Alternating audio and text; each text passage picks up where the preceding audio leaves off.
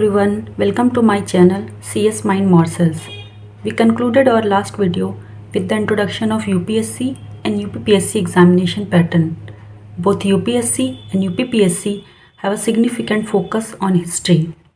Both exams include ancient history, medieval history, modern history, and in the mains, world history is also included in general studies paper.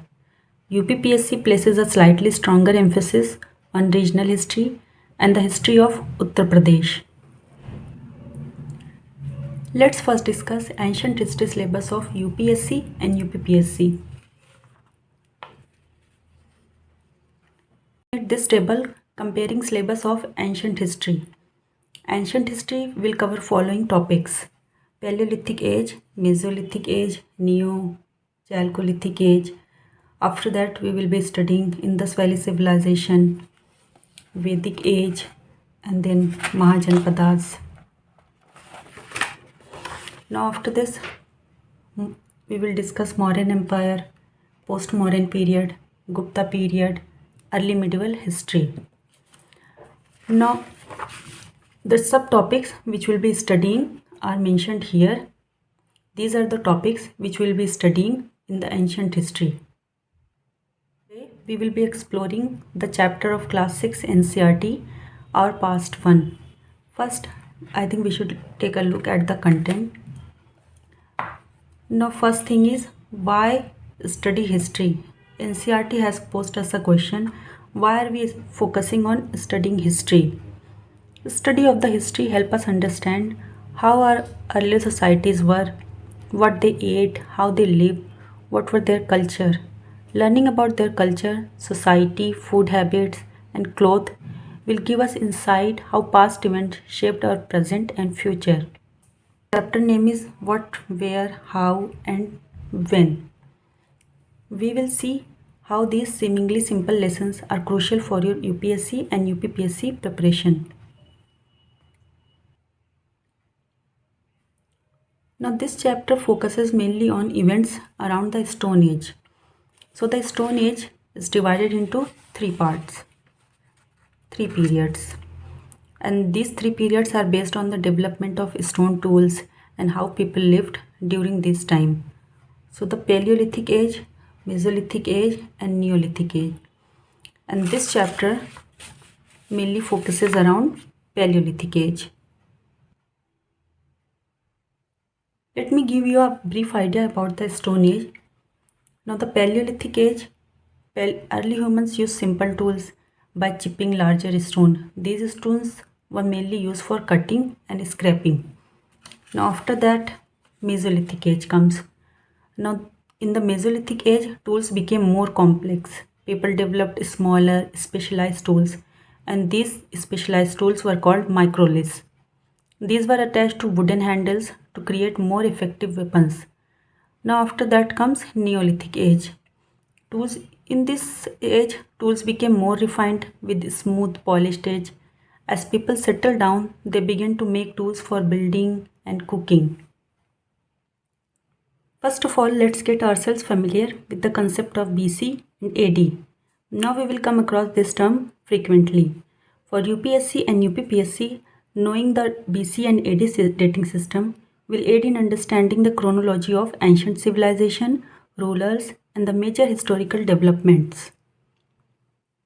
In this dating system, birth of a Christ is taken as the starting point. Now the events happening before the birth of a Christ are termed as BC. Like if I take the example of Indus Valley civilization, which dates back to around 2500 BC. It means Indus Valley civilization came into existence 2500 years before the birth of Christ. Now if we take the example of AD, this is the year 2024. That means we are here after 2024 years after the birth of Jesus Christ. Now in the BC systems, year will go backward from 1 BC. From 1 BC, year will go backward, meaning 500 BC will be earlier than 100 BC. But in case of AD, years go forward from the year of birth of Christ, meaning 580 AD is later than 100 AD.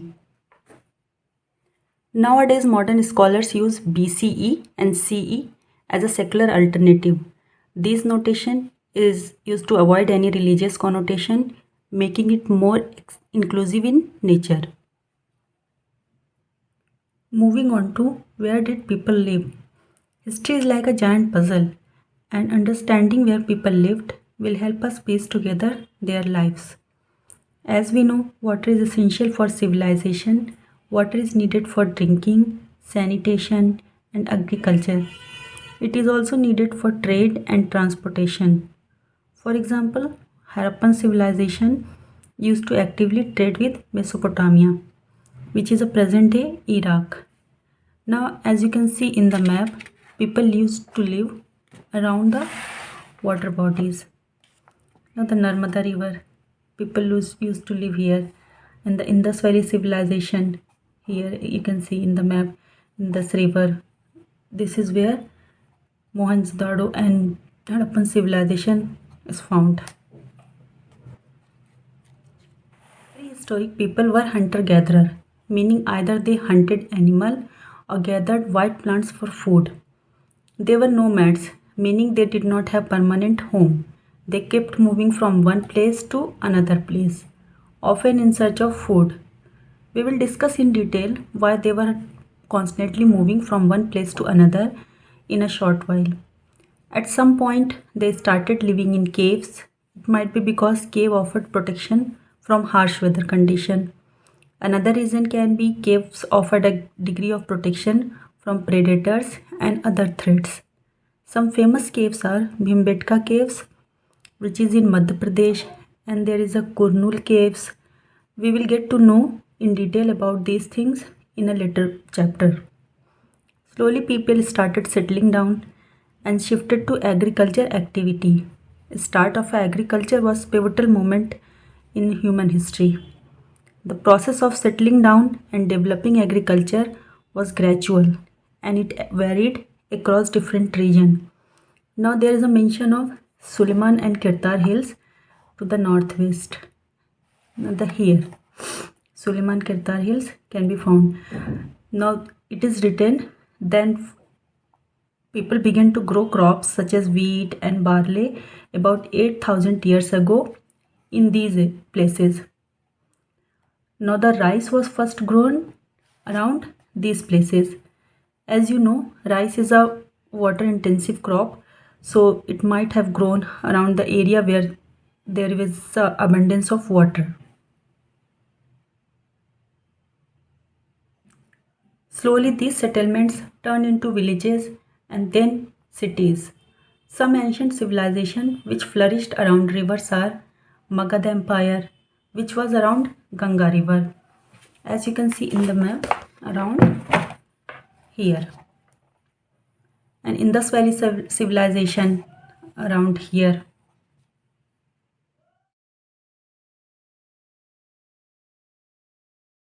Part of the subcontinent to another due to various reasons. They might have moved in search of food. Once the food sources depleted, they had to move from one place to another place. Now they might have moved due to environmental changes. There might have been extreme cold or extreme heat at certain places, so they had to constantly move to avoid extreme conditions. Now it could be due to the water availability. As you know, water is essential for us, so if water sources dried up, early humans had to move to different places. Now it might be due to conflict and warfare, for trade and exploration, or they might be following animal herds. Animals migrated in search of food and water, so the hunter had to follow them in order to hunt. Now because people moved from one place to another place, people kept coming and going from one place to another place. This got into intermixing of cultural tradition. People started sharing new ways of carving stone, composing music, and even cooking food for over several hundreds of years. Moving on to the next topic, that is names of the land. The name Bharat is traditionally believed to be derived from legendary king and a key figure in ancient Indian text. He was a descendant of Kuru dynasty and is often associated with the epic Mahabharata. Name Bharata is mentioned in Puranas and Rig Vedas and was mainly used for the people residing in northwest part. This part. These were the people who were called Bharat. Now the name India derives from the river Indus, which was historically important to the region. In ancient times, the river was called Sindhu in Sanskrit. However, when the Persian came into contact with the region, they had trouble pronouncing the S sound. So the S sound turned into H, calling the river Hindu. Later, the Greeks, influenced by Persian uses, referred to the land beyond the Indus River as Indoi, which eventually evolved into India in English. So how do we know about the history? Some from books, religious texts. Now some books were written long ago. These are called manuscript. Manu meaning hand, script means writing. That time these scripts were written on birch leaf, palm leaf. Since these were written on leaves, many were destroyed due to the environmental factors like humidity, light, mold, insects. Some writings were on hard surface and these are called inscription. Now there is a mention of one inscription here which was found in Kandahar, which is present day Afghanistan. Now we will be knowing more about the inscription in the later chapters. So what are the advantages of writing on a hard surface? So there are many advantages, but certain points which come to my mind are longevity. Hard surfaces are resistant to decay and environmental factors, allowing writing to survive for 1,000 years. Now they are resistant to tempering. It is difficult to alter, erase information to hard surfaces. So the disadvantage can be, once inscribed, the information is difficult to change or update. Errors or outdated content cannot be easily corrected. Now there is inscribing requires considerable skill, time and effort, particularly if the material is hard like stone. This makes it an inefficient way to convey lengthy or complex information. Now what are the other ways through which we can learn about ancient Indian history? Now ancient Indian history can be learned through a combination of various sources, which include archaeological evidence. Now excavation of ancient sites have unearthed artifacts like pottery, tools, seals, coins and structures such as temples and forts. Famous sites like Indus Valley Civilization, cities of Harappa, Mohenjo-daro offer critical insight into early Indian civilization. Now we learn about ancient Indian history through literary sources. Ancient Indian texts provide a wealth of information. These include religious texts, Vedas, Upanishads and Puranas, and Jain text and Buddhist text. Now the epics such as Mahabharata, Ramayana offer both mythological and historical narrative. Now certain historical texts, the writings of Kalidas, Banabhatta and others provide insight into different eras. Now we also find some foreign accounts. Travelers like Megasthenes, Fayan documented their observation of India. Now some inscription like stone and metal inscription such as edicts of Ashoka provide valuable information about rulers, laws, religious propagation and administrative system. Many inscriptions are written in ancient languages like Prakrit, Pali, Sanskrit and Tamil. Now we know many things about ancient Indian history from coins. Ancient Indian coins, often made of gold, silver or copper, depict rulers, gods or significant events. They help historians trace dynasties, trade routes and cultural exchange.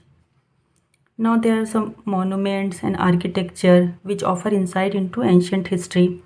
Ancient temples, stupas, pillars such as Ashoka's pillar, caves such as Ajanta-Ellora caves reveal much about the religious, cultural and political life of various Indian dynasties. Now after this comes art and craft. The art found in ancient Indian temples caves, and other monuments reflect religious belief, social custom, royal patronage. Now, Buddhist stupas and Hindu temple carving, for instance, offer insight into spiritual practices. Now, foreign records, like records left by the foreign visitor, such as Greek, Chinese, and Arab travelers and scholars, provide an outsider's perspective on India's social, economic, and political life. For example, Megasthenes described the Mauryan Empire. Xinjiang wrote about the India during the reign of Harsha.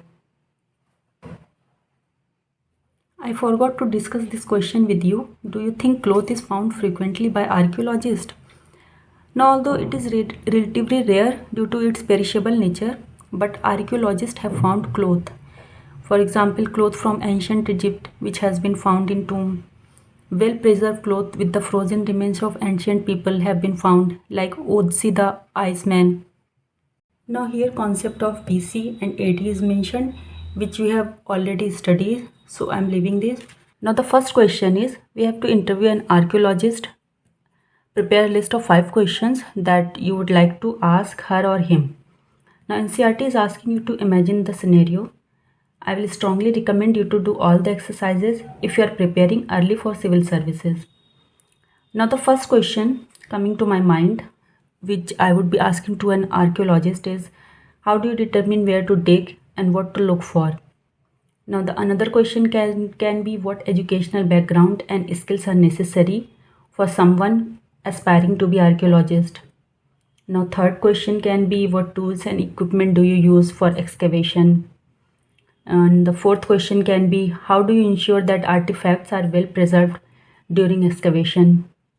There are many questions which can be asked. One can ask questions from the field of history, education, and career, projects, and discoveries. Now the second question is, let's recall. Match the following. First is Narmada Valley. As you know, Narmada Valley has been an important center of civilization. Early human, that is hunter and gatherer, used to live here. So the correct option would be hunting and gathering. Now the second option is Magad. Magad was an ancient Indian kingdom that played a key role in early history of India. You have heard of the Mauryan Empire, which is from here. Magad is this region. Now present day Bihar region. This region. So the correct option would be the first big kingdom. Now the third is Garo Hill. Now the Garo Hills and these area where the agriculture developed first. So the correct option would be early agriculture. Now the fourth is Indus and its tributaries. Now correct option would be, I think you know what would be the correct option, the first cities. Now the Ganga Valley. Ganga Valley is where cities developed around 2500 years ago. Now the third question is, return to Rashida's question. Can you think of some answer to it? So let's first see the question. What was the question? So the question was, what happened 100 years ago? What had happened 100 years ago? Now 100 years ago, British people were here. Leaders like Mahatma Gandhi, Jawaharlal Nehru were fighting for our freedom. Non-cooperation movement started in 1920. 100 years ago, many significant political events were happening. Many social reform and economic changes were taking place in India. If you want more to know what was happening around the world during this period, do a Google search and get to know how world was adjusting after World War I, what cultural and technological advancement were taking place during these times. So now the next question is, make a list of all the objects that archaeologists may find. Which of these could be made of stone? Now stone, we can say inscription, pottery, and certain artifacts. Now the next question is, what do you think ordinary men and women did not generally keep records of what they did? Now some reason why they did not keep records of things can be their focus were on survival. Now the ordinary people were more focused on day-to-day activities like farming, trading, maintaining their household. recording personal histories or event wasn't a priority for the most. Now, writing material like papyrus, parchment, clay tablets were costly, and these were not easily available. Now, the reading, writing were reserved for the elite members of the society, like priests, scholars. Ordinary people did not have access to education. Now, another reason might be oral tradition, information, histories, stories were passed down verbally through storytelling, poems, songs. Writing things down wasn't very common. So, the combination of cultural, social, and economic factors meant that the vast majority of people in ancient world did not leave behind personal records. Now, relying instead of collective memory and the traditions. Now, the next question is describe at least two ways in which you think the lives of the kings would have been different from those of the farmers. Now, the social status of the kings were of highest. They were revered as the protector of kingdom. They had the divine right to rule, while the farmers, their status was the lowest. They were common folk, and the wealth and resources of the kings were vast, and they controlled lands, they collected tax, while the farmers had minimal wealth. They dependent on harvest and agriculture. Now, the kings had power and influence. They had the political and military authority, and they made laws, while the farmers had no political influence and they were subject to the rulers. We will start with the new chapter, that is chapter 2, from hunting gathering to growing food. Thank you.